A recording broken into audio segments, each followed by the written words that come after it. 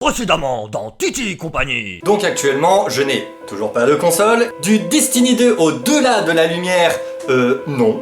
Des vidéos sur Warframe, non. Donc j'ai pris la Series S, j'expliquerai pourquoi j'ai pris la Series S, mais pour le moment, unboxing. Déjà quand je vois la petitesse du carton, et oui, petitesse, ça se dit. Par rapport au chat, qui est quasiment plus gros que la boîte.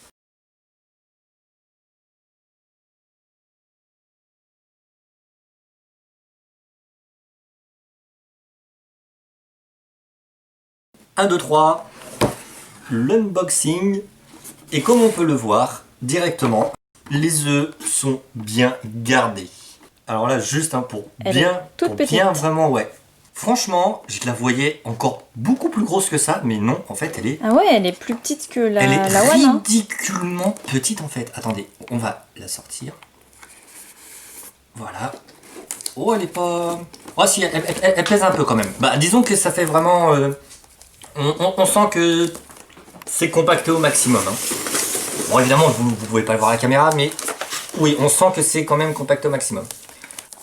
Avec le Power Your Dreams, qui veut dire mettez de la puissance dans la réalité, hein, évidemment.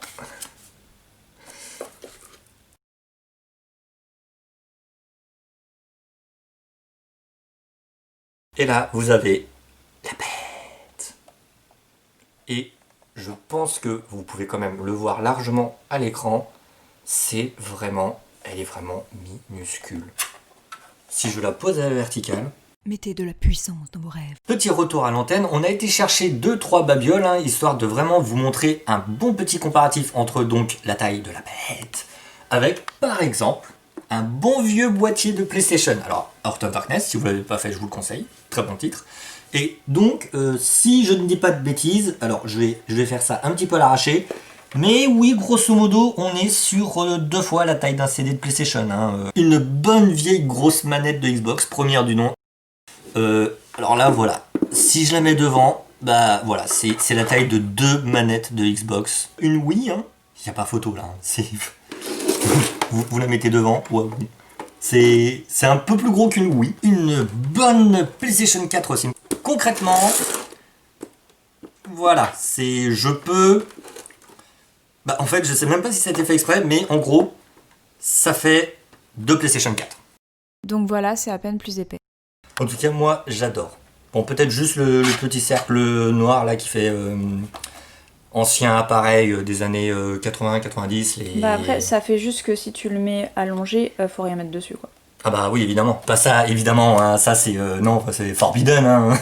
Bon, bah voilà pour ce petit comparatif de taille. Le blanc, c'est géant, mais le blanc, c'est salissant. Premier truc, hein, forcément, non, on met pas de CD dans une Series S, hein, c'est du digital, du all digital.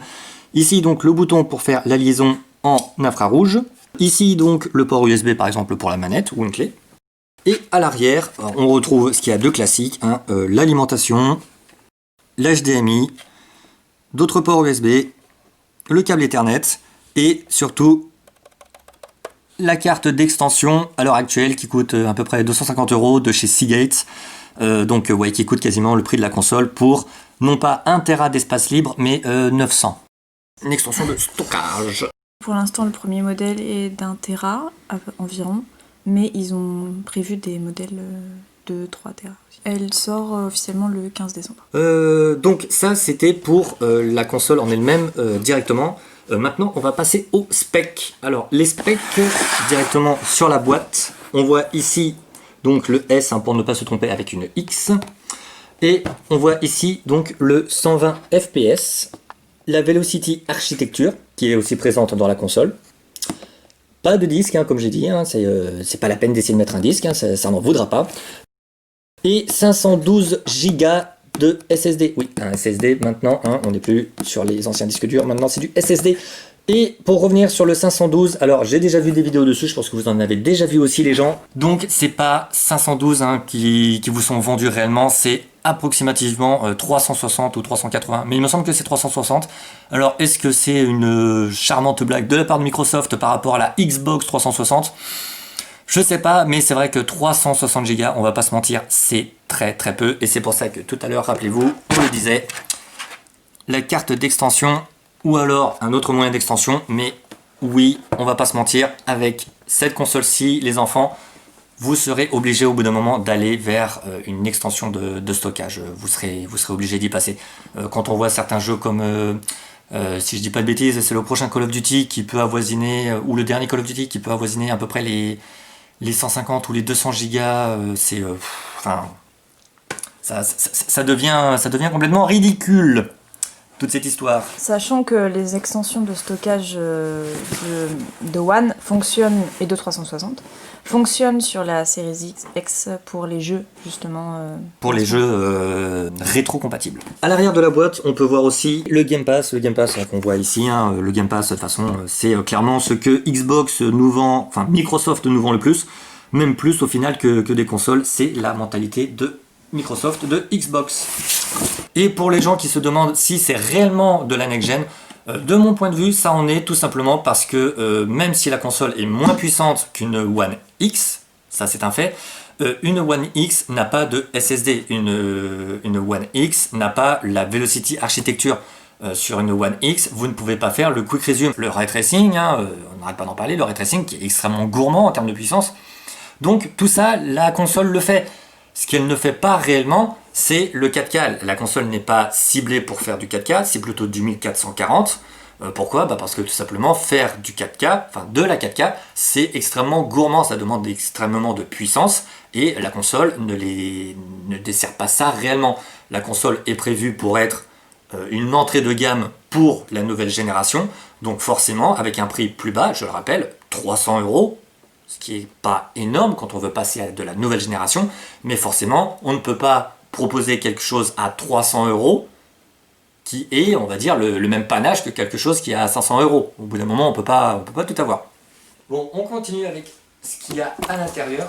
Alors, ah oui, ça c'est la notice d'utilisation, hein, avec marqué à mettre dans un micro-ondes lors de la première utilisation, évidemment. Et donc, si je ne dis pas de bêtises, ça doit se trouver là-dedans le reste, à savoir le câble d'alimentation,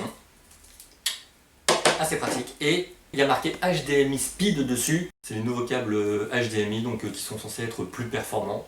Alors là, après, je n'y connais pas du tout, donc bon. Je suis le câble.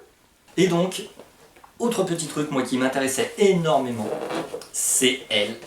Et là, moi, je suis très très content parce que elle est blanche. Et moi, je la préfère blanche. Et j'ai l'impression qu'elle est plus petite. Petit mais. Puissant. Autre petit comparatif au niveau des manettes. Déjà, premier truc, c'est que en fait, donc je m'étais pas trompé, elle est bien un poil plus petite. Autre point aussi qui est à noter, bon, ça vous le savez, mais Xbox a décidé de rajouter donc le bouton Share qui était présent chez Sony. Un rajout et un enlevage chez la concurrence, donc bon, on verra bien ce que ça donnera. Autre point à noter aussi sur la manette, alors je ne sais pas si ça sera très visible à la caméra, mais c'est les grips rajoutés au niveau des gâchettes. Là, si vous l'entendez, ça fait des petits grips. Et également à l'arrière de la manette. Et ce que l'on ressent du coup, quand on a la manette vraiment en main, c'est un petit peu compliqué, hein, mais oui, on sent tout de suite une meilleure grippe là au niveau des mains. Alors là, comme ça, à chaud, je peux pas vous dire si je trouve que c'est un plus ou un moins. Quoi qu'il en soit, par contre, ouais, au niveau de la prise en main, clairement, on ressent quand même que c'est plus petit qu'avant.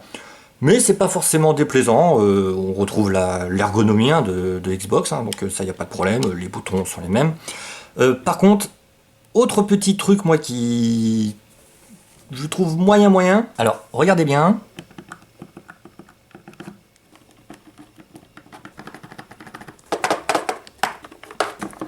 Et maintenant, son trucage. Je pense que vous l'entendrez suffisamment à la caméra. Alors, je ne sais pas si c'est voulu de la part de Microsoft, mais je trouve ça un petit peu bizarre. Alors, par contre, oui, du coup, oui, c'est vrai, j'ai oublié de le notifier, mais avant, donc, c'était une croix juste directionnelle. Là, maintenant, on est sur un système, j'ai oublié le nom, enfin, c'est en format 8, quoi, c'est un cercle. Attends, Vous aurez compris ce que je voulais dire. Hein. Du coup, c'est vrai que c'est mieux si on veut faire des diagonales. Maintenant, c'est vrai que ouais, le bruit, je suis pas forcément fanat. Mais bon, après à voir, en vrai, on à voir par la retourne un suite. peu au bouton de la De la, Xbox, hein. de la première Xbox, ouais, un petit peu, ouais. Petit truc, donc là, vous avez la reconnaissance infrarouge, hein, évidemment. Après, pour les boutons, je l'ai dit, il n'y a rien de changé. Et par contre, autre petite chose à savoir, c'est que la console, elle vous est livrée avec donc 2 piles. Donc voilà, vous mettez vos 2 piles. Je triche pas, la manette, elle s'allume, hein, elle est opérationnelle. Par contre, truc que je trouve bien mieux, c'est ça. Alors pareil, ça ne se verra peut-être pas forcément à la caméra, mais ici, en fait, le port a été changé et il a été augmenté. Alors, ce qu'il faut savoir, c'est que bah là, j'ai pas d'autres manettes à vous montrer qui font ça, parce que celle-ci, ce n'est pas une... Enfin, celle-ci, si je vous montre l'embout, c'est un embout un petit peu spécial.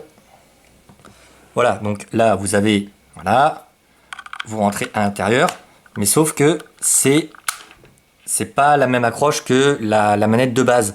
Les manettes de base de Xbox ici sont encore plus fins que ça, quoi. C'était vraiment très fin, et surtout, ça se plaçait sur la manette, et ensuite c'était à l'air libre. Ce qui fait que, de mémoire, je vais pas vous mentir les enfants, j'ai dû casser à peu près 4 câbles, si ce n'est plus, comme ça, de Xbox One. Je trouvais le système vraiment nul en fait. C'était le branchement était comme ça, mais c'était tellement fin que trop fragile, ça se tordait. J'ai pas compris pourquoi ils avaient fait ça à l'époque. Je n'ai jamais apprécié ce système-là. Donc bon, là je suis content qu'il soit passé donc sur un système plus gros, et je pense qu'il doit être plus fiable. Et voilà les enfants, c'est tout pour cette vidéo. J'espère qu'elle vous aura vraiment plu. Mais il y a un petit teasing, c'est sur une prochaine vidéo, et la prochaine vidéo ce sera exactement en fait pourquoi j'ai choisi la série S et non pas la série X, enfin pourquoi, du comment, du qu'est-ce donc.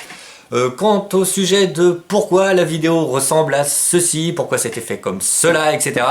C'est parce que on était très fatigué et qu'on revient de très loin. N'hésitez pas à dire dans les commentaires ce que vous avez choisi comme console nouvelle génération. Est-ce que vous êtes même resté sur l'ancienne? Est-ce que vous êtes allé sur PS5, la X, la S, la PS5 Digital? Ce sera tout pour aujourd'hui les enfants. Je vous souhaite une bonne fin de journée. Bon courage à tous ceux et toutes celles qui travaillent dans ces conditions difficiles. On pense à vous. Accrochez-vous. À la prochaine. Portez-vous bien. Plus.